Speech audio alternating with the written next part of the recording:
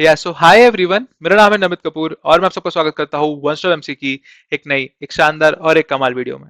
दोस्तों यार, आज की इस वीडियो में हम लोग बात कर रहे होंगे एक बहुत ज्यादा हॉट टॉपिक के बारे में, जो कि है एलिजिबिलिटी फॉर निमसेट।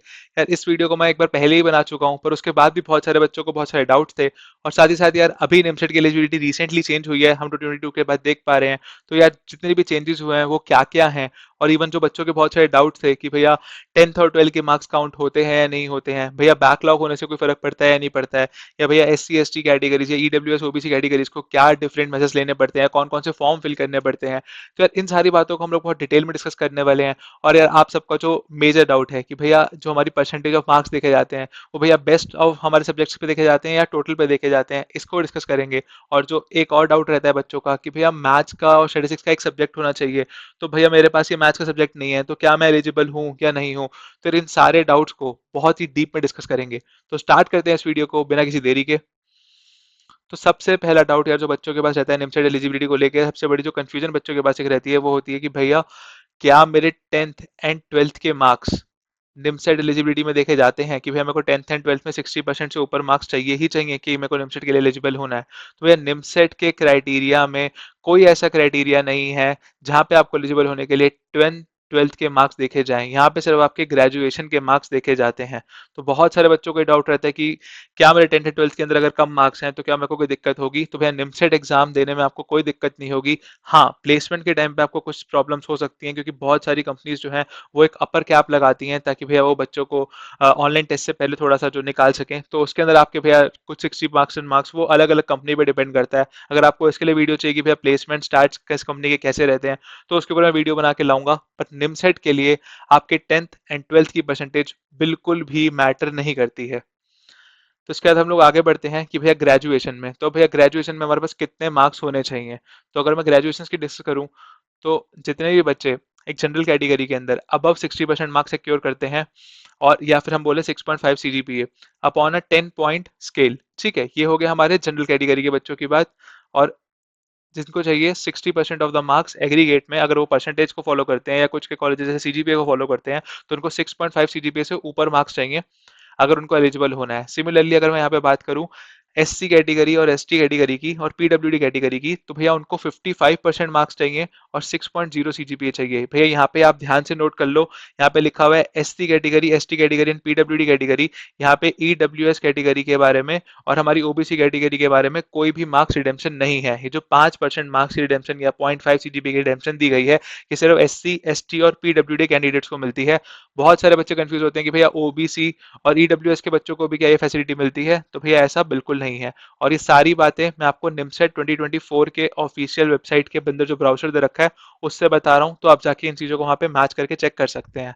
ठीक है, तो अगला बड़ा चेंज जो हमारे को यहाँ पे देखने को मिल रहा है वो है कि पहले यहाँ पे भैया BSc BCA और उसके बाद भी वोकेशनल के कुछ कुछ कोर्सेज होते थे, पर अब यहाँ पर हो गया है एनी यूजी प्रोग्राम। जी भैया, इसको ध्यान से नोट कर लो, एनी यूजी प्रोग्राम। अब कोई भी भैया यूजी प्रोग्राम जिसके अंदर 3 साल की डिग्री हमारी होती है, लाइक अब BCom के बच्चे भी ये वाला एग्जाम दे सकते हैं, BBA के बच्चे भी ये वाला एग्जाम दे सकते हैं। तो any UG program with a minimum degree of 3 years with mathematics and statistics as one of the subject can be eligible. ठीक है, तो भाई पहले तो मैं यहाँ पे बात करना चाहूंगा 60% मार्क्स एग्रीगेट के बारे में कि 60% एग्रीगेट क्या है।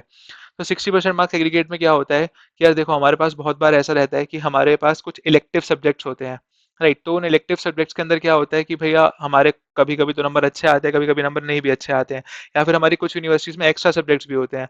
तो बच्चे क्या करते हैं, बेस्ट ऑफ द सब्जेक्ट निकाला, जैसे कि भैया मैंने टोटल 6 सब्जेक्ट्स के पेपर दिए हैं, उसमें से भैया 5 मेरे बेस्ट सब्जेक्ट्स हैं जिसको यूनिवर्सिटी कंसीडर करती होगी। ठीक है, तो भैया 6 सब्जेक्ट्स के अंदर तो भाई मेरी परसेंटेज बन रही है भैया 59.4%। और अगर मैं 5 सब्जेक्ट्स की बात करूं जो मेरे बेस्ट सब्जेक्ट्स हैं, तो उसके अंदर भैया मेरी 61% बन रही है।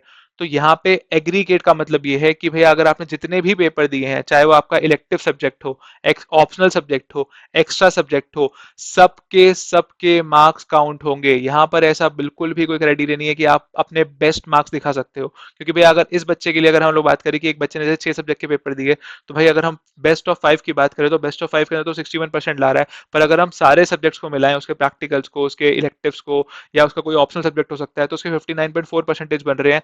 तो भैया वो बच्चा निमसेट के लिए एलिजिबल नहीं होगा। ये है यहाँ पे इस एग्रीगेट टर्म का मतलब। तो भैया आपने जितने भी पेपर्स दिए हैं, जितने भी आपने सब्जेक्ट्स में पास किया है, तो आपके सबको मिला के यहाँ पे कंफ्यूजन ये भी होती है कि भैया हर सेमेस्टर में 60% से ऊपर चाहिए, तो हर सेमेस्टर में 60% से ऊपर नहीं होने चाहिए।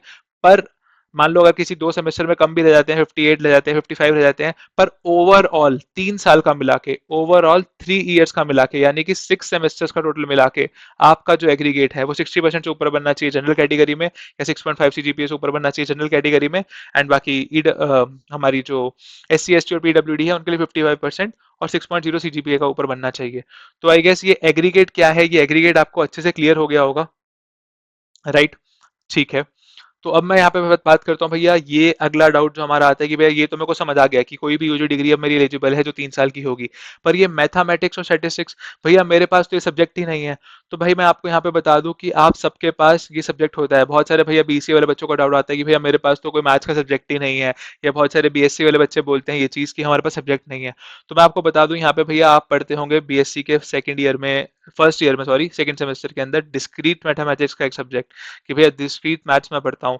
या फिर में आप पढ़ते होगे स्टैटिस्टिकल मेथड्स का एक सब्जेक्ट, ठीक है, स्टैटिस्टिकल मेथड्स का एक सब्जेक्ट। या फिर भैया कॉम्प्यूटेशनल मैथमेटिक्स का एक सब्जेक्ट। उसके अलावा भैया graph theory, linear algebra, graph theory का एक सब्जेक्ट रहता है, लीनियर अलजेब्रा का एक सब्जेक्ट रहता है। ये भैया BCA BSc के बच्चों के लिए बता रहा हूँ कि ये सारे सब्जेक्ट हमारे को देखने को मिलते हैं। इवन कभी कभी हमारे पास ऐसा होता है कि हमारी जो यूनिवर्सिटीज हैं वो हमारे को इलेक्टिव्स देती हैं, जैसे जेनरिक इलेक्टिव जिसको हम GE बोलते हैं, हमारे यहाँ पे दिल्ली यूनिवर्सिटी में GE बोलते थे उसको। तो भैया हमारे को जेनरिक इलेक्टिव के पेपर देने का मौका मिलता है। तो बहुत सारे बच्चे जो यार BSc फिजिक्स के होते हैं, BSc केमिस्ट्री के होते हैं, BSc PCM के होते हैं, तो भैया वो अपने जेनरिक इलेक्टिव के अंदर एज अ ऑप्शनल सब्जेक्ट में मैथ्स ले सकते हैं, जहाँ पे भैया आपको ऑपरेशनल रिसर्च हो गया, एडवांस कैलकुलस हो गया, इस तरह के सब्जेक्ट्स मिल जाते हैं। तो भैया अगर आपके पास discrete mathematics, statistical methods, computational maths, graph theory, linear algebra, calculus या ऑपरेशनल रिसर्च ऐसे सब्जेक्ट्स हैं, तो भैया यही वो एक सब्जेक्ट आपको चाहिए। तो any UG program of minimum 3 years with mathematics as और statistics as one of the subject, तो आप बिल्कुल ही एलिजिबल हैं। ठीक है। तो यार इसमें अगर आपको फिर भी कोई डाउट रहता है तो आप मुझे कमेंट सेक्शन में जरूर पूछ सकते हैं, आपका क्या डाउट है। हो सकता है बहुत सारे बच्चों का सेम डाउट हो, तो कोई ना कोई आपको और आंसर कर दिया, मैं आपको डेफिनेटली आंसर कर रहा हूँ। तो मैं होप करता हूँ यार ये ऊपर वाली बात आपको क्लियर हो गई होगी कि कैसे 60% मार्क्स और कैसे भैया एक सब्जेक्ट मेरा होना चाहिए मैथ्स का, तो मैथ्स के अंदर और स्टेटिस्टिक्स का। तो ये सारे मैंने कुछ आपको सब्जेक्ट्स भी इसमें बता दिए हैं।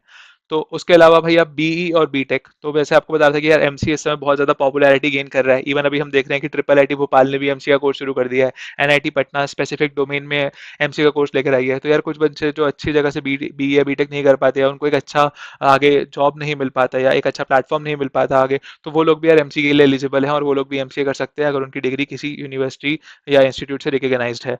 तो ये सारे लोग जो हैं ये निमसेट 2024 के लिए बिल्कुल एलिजिबल हैं। Conversion of scored marks from CGPA to percentage and vice versa is not permitted. ठीक है। तो भाई अगर हम ऐसे बोलें कि हमारे अगर हम CGPA को कन्वर्ट कर देंगे परसेंटेज में तब एलिजिबल हूं मैं, या फिर भैया परसेंटेज को CGPA में कन्वर्ट करके एलिजिबल हूं, तो ऐसा नहीं है। अगर आपकी यूनिवर्सिटी CGPA फॉलो करती है तो आपको स्ट्रेट 6.5 से ऊपर चाहिए, और अगर आपकी परसेंटेज फॉलो करती है तो आपको 60% से ऊपर चाहिए।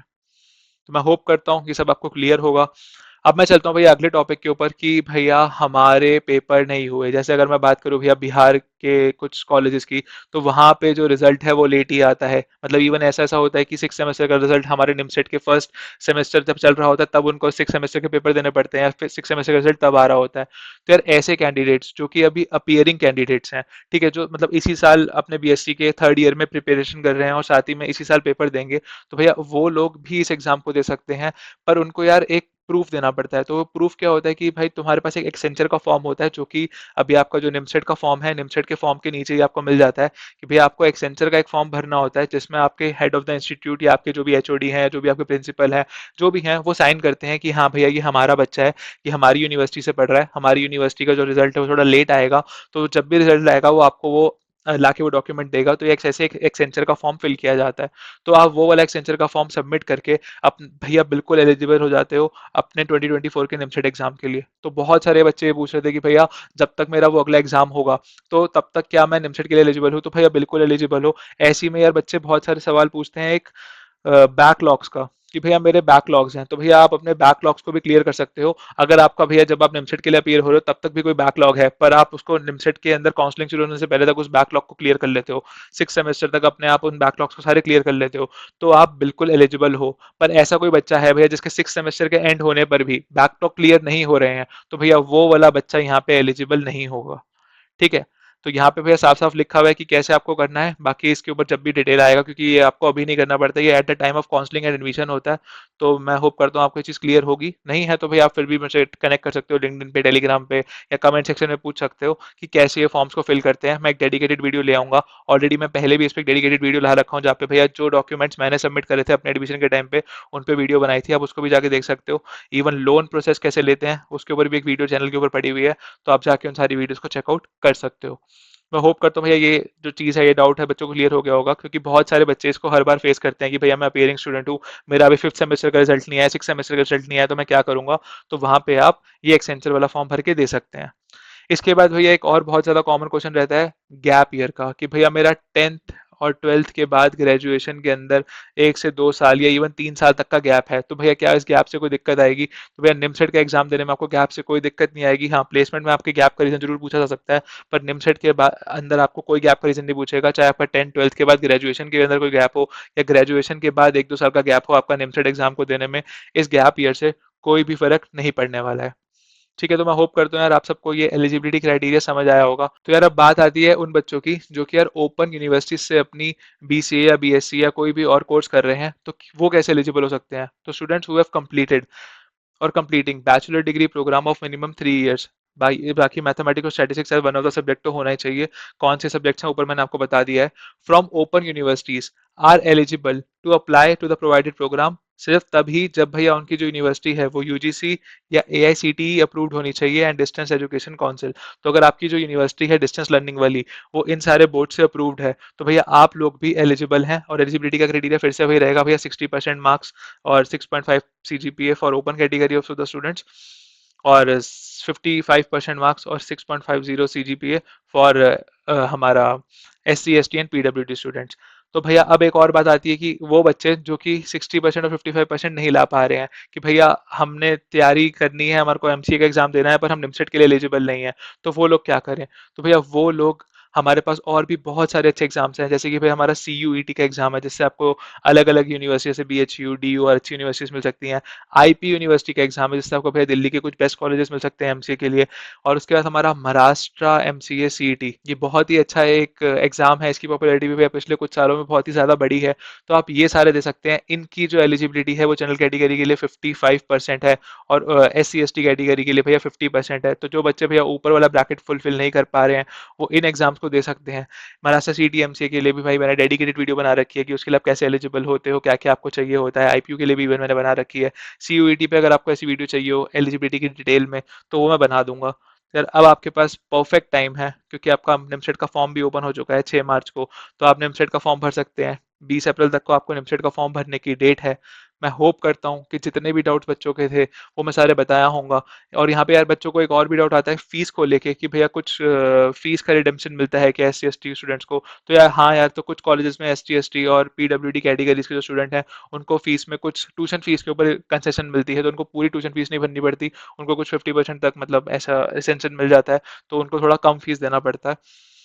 तो मैं होप करता हूँ कि मैंने सारे क्वेश्चन अभी तक के कवर कर लिए हैं। तो यार इसके अलावा आपका कोई भी डाउट हो किसी भी चीज़ से लेके, तो आप मेरे से भैया कमेंट सेक्शन में पूछ सकते हैं। इवन भैया बच्चों को प्लेसमेंट में भी बहुत डाउट है कि NIT की प्लेसमेंट्स में कैसे हम एलिजिबल होते हैं नहीं होते हैं, तो अगर आपको उसके लिए एक डेडिकेटेड वीडियो चाहिए कि भैया प्लेसमेंट का आप बताओ डिटेल में जाके कि कौन से बच्चे कौन सी प्लेसमेंट के लिए एलिजिबल होते हैं, तो मैं आपको वो भी बता रहा हूँ।